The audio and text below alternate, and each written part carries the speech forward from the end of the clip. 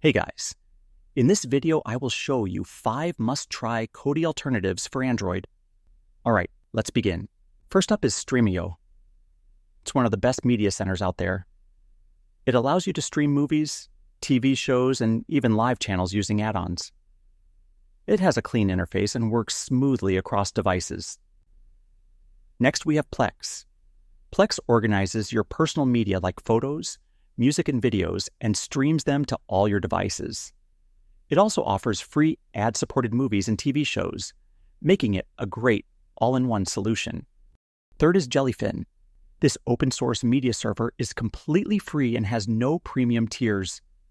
You can host your own media library and stream it to any device without worrying about licenses or restrictions. Fourth on the list is Emby.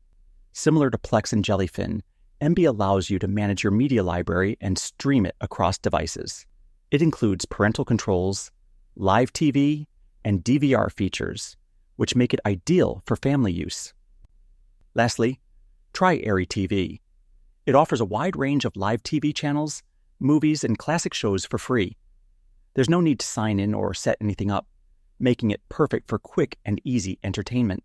So that's basically how you can try 5 must-try Kodi alternatives for Android.